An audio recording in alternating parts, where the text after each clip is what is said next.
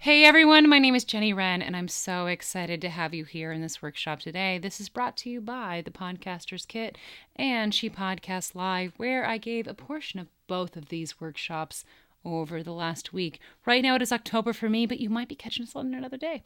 So we're going to go ahead and I'm going to share some slides with you. If I look over to the corner, it's because I'm reading some of these slides, but I'm super excited to have you here.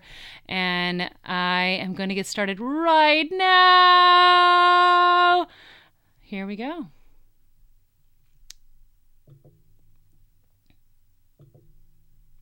All right, I think we're here. This is where we're at.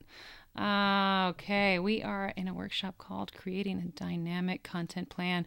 This is, in fact, a short workshop giving you the basic tools you need to get started on your show. I have been doing this for a minute. I am a music producer. I've been a radio producer. I've written for multiple papers. I have done some cool things. You can read about this right here. And currently, this is a picture for a video that's coming out very soon where I will be featured with RME. That's pretty cool. You can find me here at grittybirds.com/contact, and you can find me on Instagram and Facebook at Grittybirds Podcasting and on Twitter at GrittyBirds. My email is jennywren@gbpodcastediting.com. If you want to contact me, definitely go to that first link. Don't go to gbpodcastediting.com. Gritty Bird Podcast Editing is, in fact, my company name and not my website. Content creation is not just for bloggers. We are content creators. We are also podcasters. Sometimes those things go together, and sometimes those things are pieces that we work together in new ways. Ultimately, all of you are authorities. No matter what you're coming from, no matter where you're coming from, what you have to say matters, and we can use our interviews in very interesting ways to be able to tell these stories. And I want you to. Our stories will continue to give new truths as we explore them now, in a year, and in 3 years. What you see today is not going to be the same thing as you saw last week, and I think you already know that. What we're creating is content that is king. We are making story-driven media. In podcasting, we are connecting to the heart of things.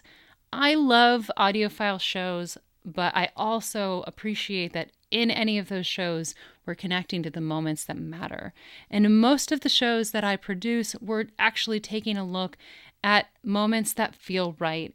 And a lot of that is set up in the preparation, and a lot of today's talk is going to be setting up how we set up those systems that allow us to have the freedom to explore how we will create content. I love organizational systems, and a lot of today is going to be about that. But first, we are going to go into some of the storytelling lessons that I love, and I'm going to add one more in that I touched into today. So today, we're starting with 2 key considerations in contact. One, I want you to listen while you eat. So as you're stepping into your day, you're getting on your bus, you're getting into your car, as you're picking up your kids in the morning, I want you to take a moment to sort of take a deeper listen into what is surrounding in your areas. Who are you hearing? What are the conversations happening around you? What is happening with your wife, or your husband, or your kids? What's going on with the coworker that you're happening around? What are the things that you're hearing around you? What are the sounds you're listening to? What are the topics they're talking about? What are the things that they're wondering about it? All these experiences that you're happening are all content for future stories. The next part is talking like you're a flashlight.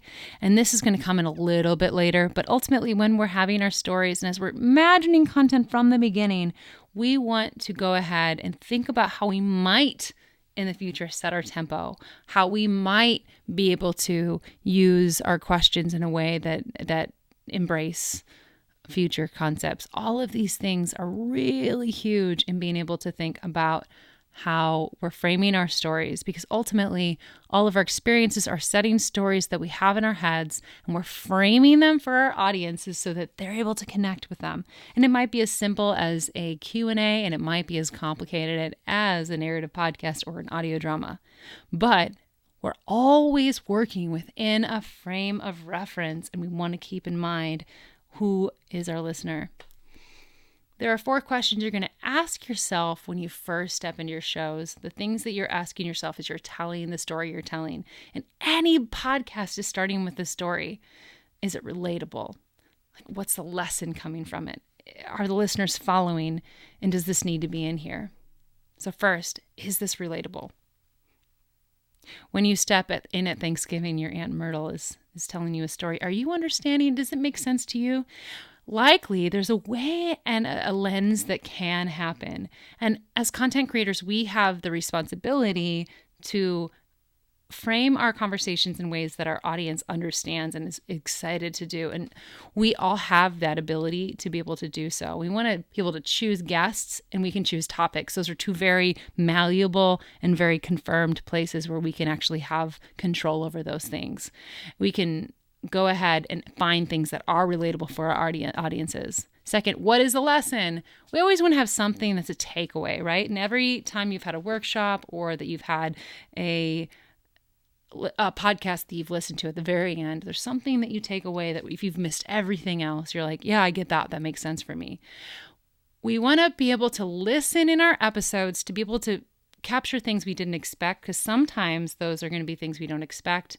And we want to be able to use those pieces and restructure if we need to have that happen. But ultimately, we want to figure out what the lesson is in every episode. You want to have like a final at the end of it saying like, that's the one takeaway that we're living with. Next, we want to focus back on our listener, right? We're talking about that visual, that flashlight.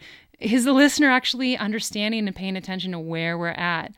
If there's details that the listener doesn't understand, have we asked the clarifying questions that allow that listener to know where we're at?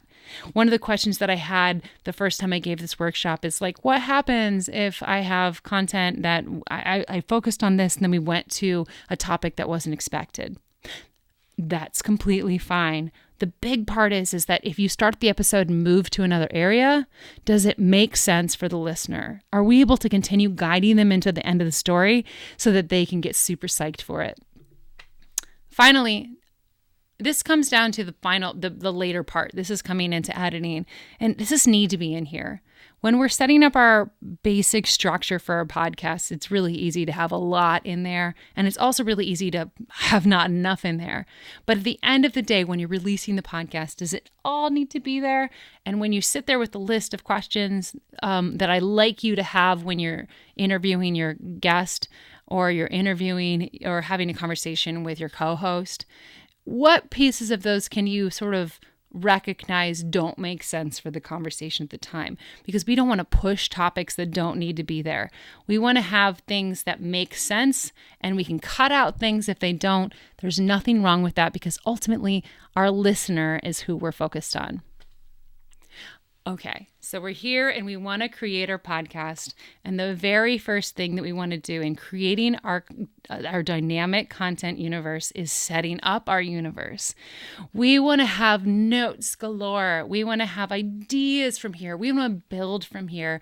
And this is that foundation. This is the place where when I was giving Montessori lessons, when I was a Montessori teacher, we would sit there in the beginning and we would say, how big was the universe? And you'd sit there and talk about how there were these chemical reactions that happened right away, right? And the same things happens in our content.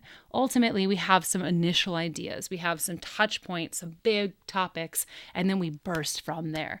We don't have to use all of it, but they create new elements that are able to be really dynamic for our guests. One of the ways that I cultivate this universe is by setting up mind dumps. That is a daily practice that I do most days, whether it's first thing in the morning or whether I open up a document that I have for a concept and I write a whole bunch of ideas down. This is sort of a reminder of what you've already heard, ideas that you have in the future. It literally can be, I'm staring at the ceiling, I don't know what's going on. Every idea that we write down is something that can inform us for our future. There's a couple other things that we can do, and I'm going to touch base on these next. That's the workshop day and the monthly and quarterly check-in. Workshop days are my favorite. So while I might have a daily mind dump, the workshop days are where I really get to dive into my concepts. And this means that we're looking at building story webs, we're doing storyboarding, we're doing post-it note revision, and that's amazing. When we're looking at a story webs, we're talking about day one in elementary class where they say, hey, let's write a story. I want you to write the first thing that comes to your mind, and then I want you to make 6 points around it, right? And that's exactly what it is. We're starting with our story webs. We are now adults, so you might look at those in different ways. That might be something where you write all of this down on a big old whiteboard, and then you take all those ideas and put it on a post-it note. One of my favorite ways of talking about articles before I started using a lot of internet amazing tools that I'm going to show you shortly were that I would go ahead and use index cards, especially with kids. And all of my third grade students, as they created their next big workshops, we would start off with all these ideas and then they would go ahead and write them. And then we'd be like, let's choose the ones that make sense. What are the big ideas? Where are the small ideas? What are the questions that we have to build out? And it was those workshops 10 years ago that allowed my third grade students to be able to do amazing, amazing things. You're putting like with like, and then we're going to refine from there because this is our big concept. We have to figure out, though, how to organize it. The fact is we're not in third grade anymore. And I want to be able to have things for you that you're able to use day to day. That if you are on your computer and you're traveling, that you're finding that in your internet documents, and you're also having hard drive accessible programs if you're offline. And organization is everything to do with this. My favorite tool, and if you have not gotten into this, is using Google Docs.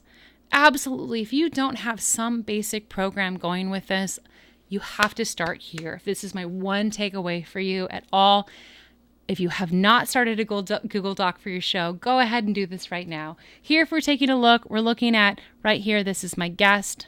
This is my guest contact. Yoni's going to be the next episode for my show, for my 4th season that's coming out. Right here, I have a Dropbox paper link. We're going to come to that really soon. A transcription link, that's going to be tool number 3. And then a web link. So right here, this might be where the website document is. I have my Apple Podcast link. I have content tags. So like, what are the things that this episode is about? And that's something that can be really useful later on, date released, etc. You probably have a lot of different things. There's a lot of variations to this, but this is the basic idea that's really important for your shows. I want to make you streamline information because it can be super frustrating to have to input documents first all the time. So when somebody comes onto your show and they say, I want to be on it, there is nothing simpler than being able to have a simple guest intake. So right here, this is the Gritty Birds guest intake. I have here some basic notations. I'm telling them when I want them to be here, how I want them to record. I'm telling them when they need to cancel if they absolutely have to, and to please send all those informations. And all of a sudden, all of it is right here. I can tell you the day that it happened. This is my email address. I've got my long bio. I've got my short bio, the website. I've got Instagram links, Twitter, Facebook, press photos, and everything.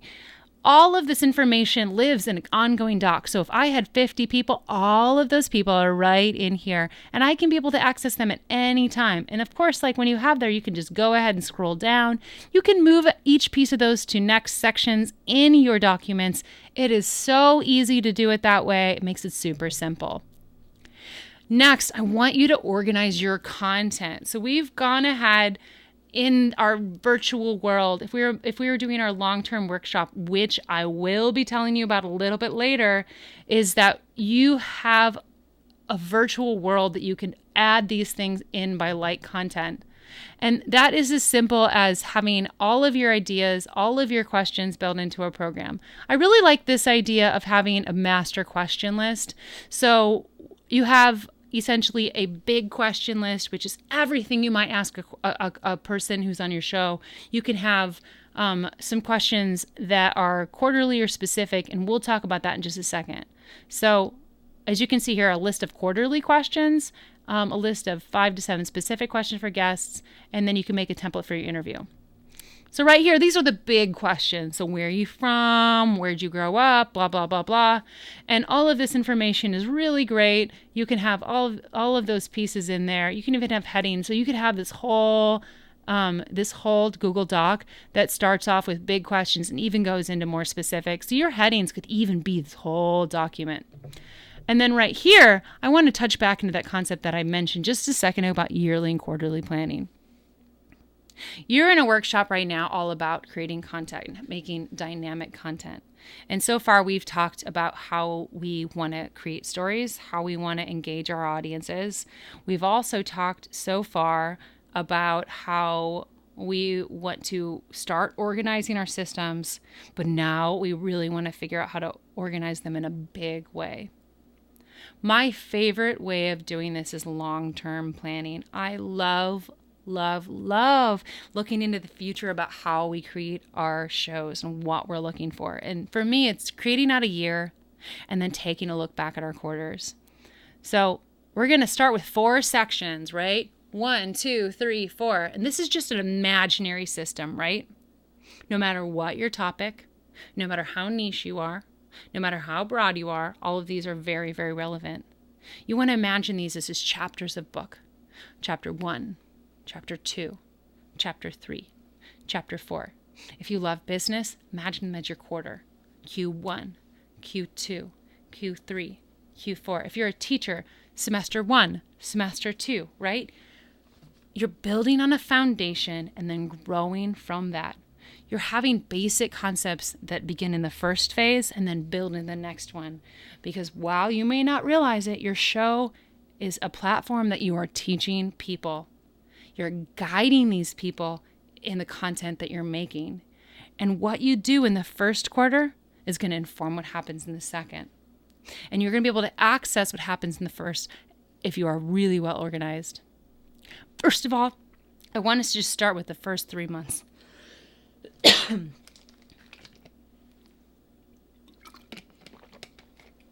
want to begin with this phase, and then we want to look forward.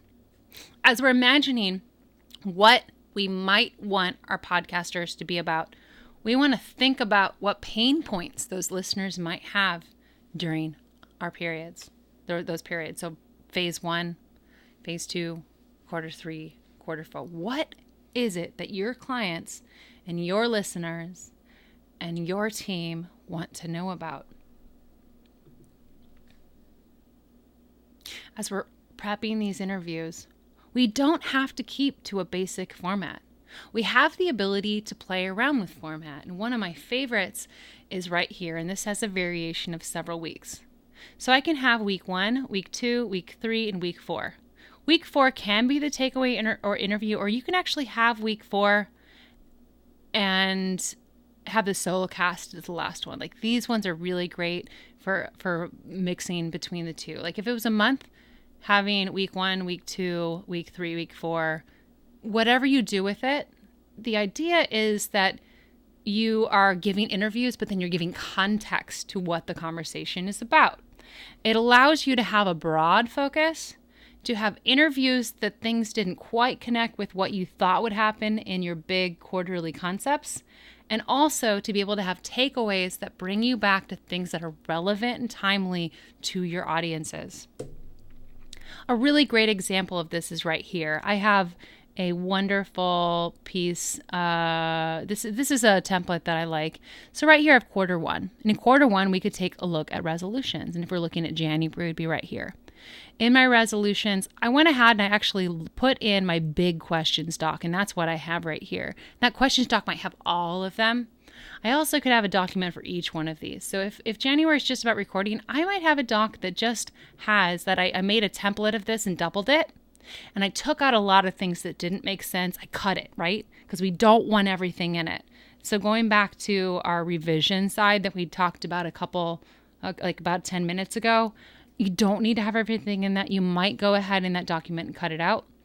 And then right here in week 1, you have questions, and that question might have big questions. It might have like questions from that month and that quarter, and then it might have questions. It will have questions very specifically to that person. When you get to those questions for those interviews, you don't have to use all 15. I like the idea of having 15, and I like the idea of them being in front of you. As you're getting used to doing one-on-one interviews, if you are not doing this online, it's really helpful to at least have prepared and then to go through it and see how those transitions feel, because we want to think about timing and we want to be thinking about tempo, but we don't have to use all of it because we want to have room for inspiration. And then here I have February, March, and these are some other concepts. And essentially imagine that this would build out for each one of these. In quarter 2, I could literally reframe everything that happened in the first section again, but just with other topics. And then in quarter 3, I could go back to the same topics that happened before. If there's a big thing that happened in the world, I might go ahead and have one of those sections be revolving around a more hot topic that is happening. And that's a perfect example for a month-long conversation and how we frame that so that we are having people being like, I'm really stoked to listen to this month of conversation. And having the context within our mini episodes, or even a mini episode within our episodes itself. We want to, at this point, figure out how to put this into an actionable calendar. So while Google Docs are fine, your calendars can be really important. And this is so simple using Google. And it's as simple as going ahead and creating events that you have that remind you of it. So like right here, I could put October 1st. Obviously, January 1st is what we had before, but October 1st is closer to our calendar right now. And I can have the first month as resolutions. I can have planning for the idea for that first week. And then I can also have in here when we're releasing. I can go ahead and put when I want to have Instagram things posted, etc., etc. The really cool part that I love is that on my computer doc, I can go ahead and just push Zoom and I can actually schedule a meeting and that meeting gets set right here.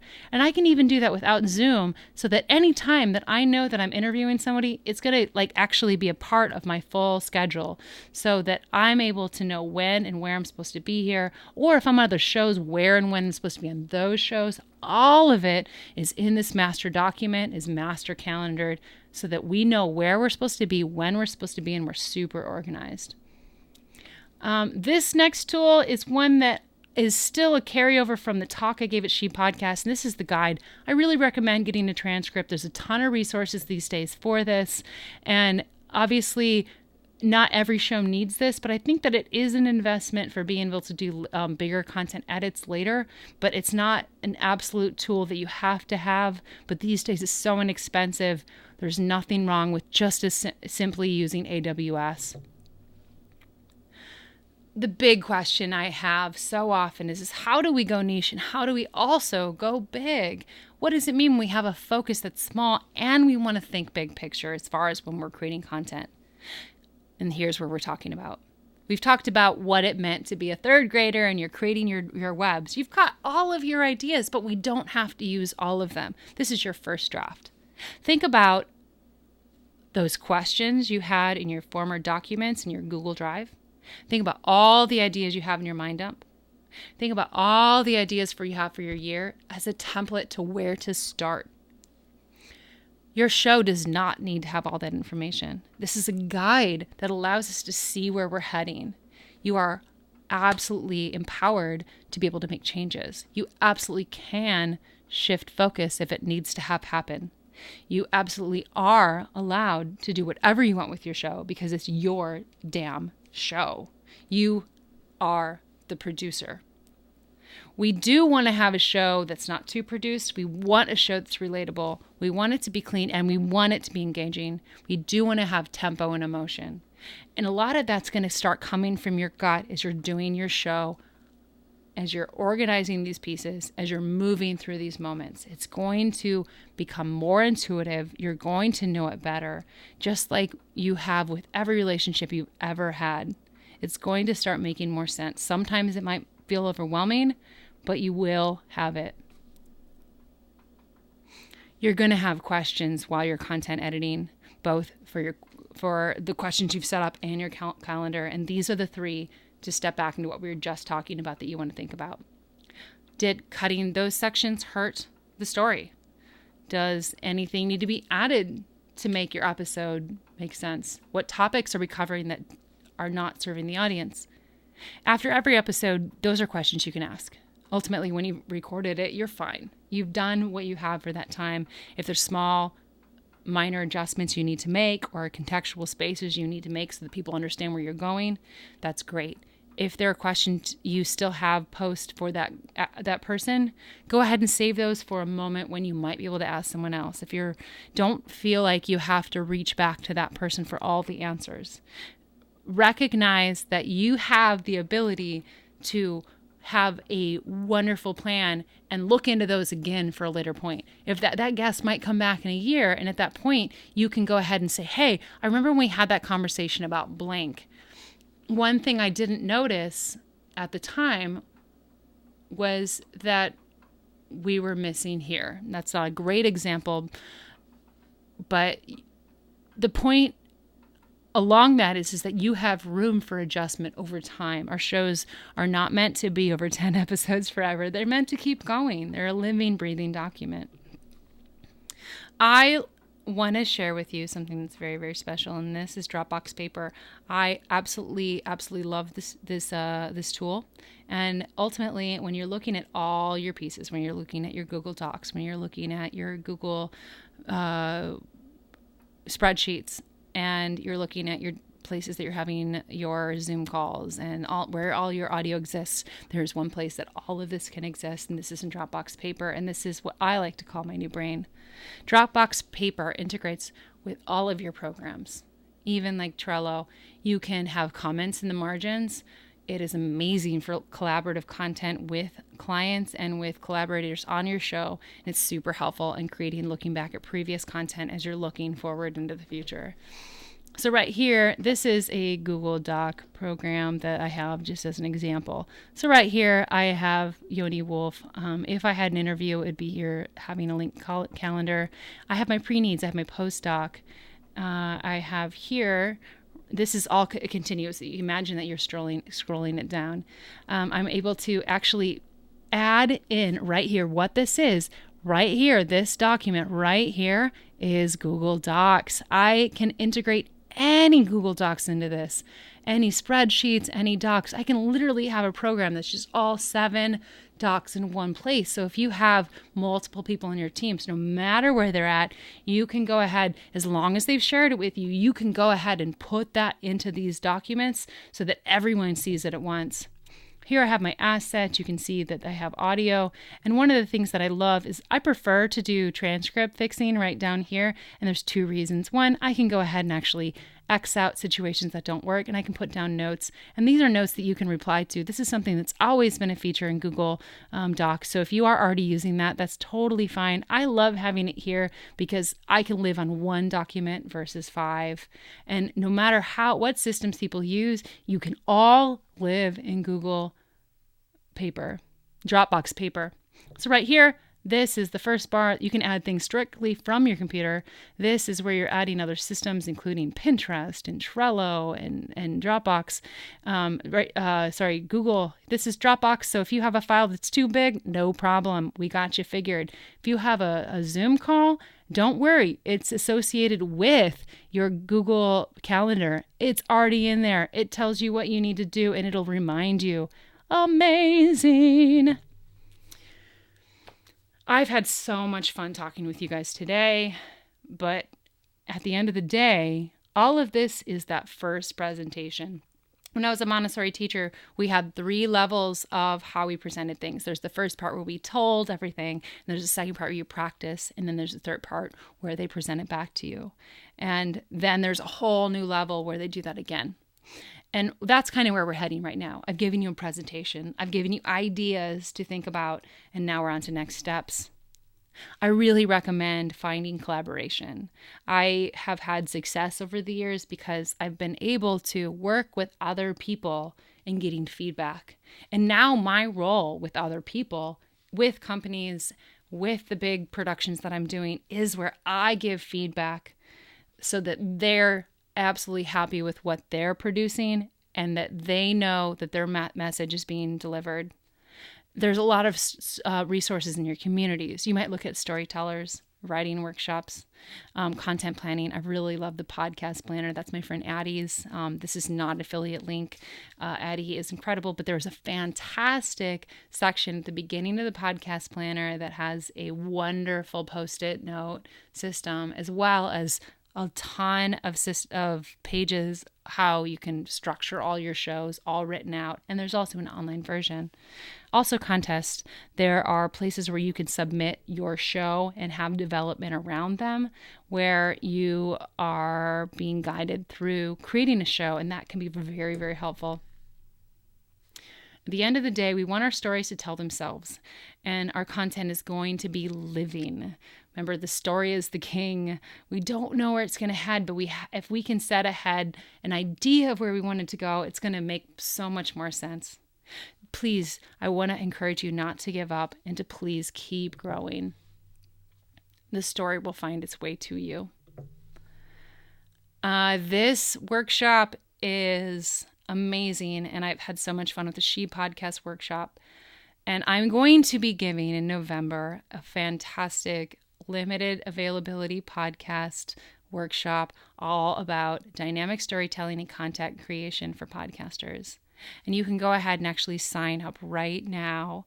We are limited to 10 spots. And if you are catching this at a later date, I will be giving more workshops at a later time. But you can go ahead and find that at http://www.grittybirds.com. That's GRITTYBIRDS.com/content plan, CONTENT plan. And that is where you can go ahead and sign that. It's only $50, which is an incredible deal. You can also find me at grittybirds.com/contact and on the interwebs on Instagram at Gritty Birds Podcasting, Facebook at Gritty Birds Podcasting, and on Twitter at Gritty Birds. My email is Wren at gbpodcastediting.com. And I am so honored to have spent time with you today. This has been such a great time. I will be giving a second workshop coming up next month. That is a new step, a new feature in the work that I'm doing that is completely separate. But the joy of what we're creating is these big pieces, right? I want you to feel empowered to make the show that you imagine. I want you to feel empowered to use your creativity in interesting ways. I want you to feel empowered that you have the agency to ask the questions that you want. I want you to feel empowered that you have the agency to create the content that you want, and you have the tools and organization to be able to do it.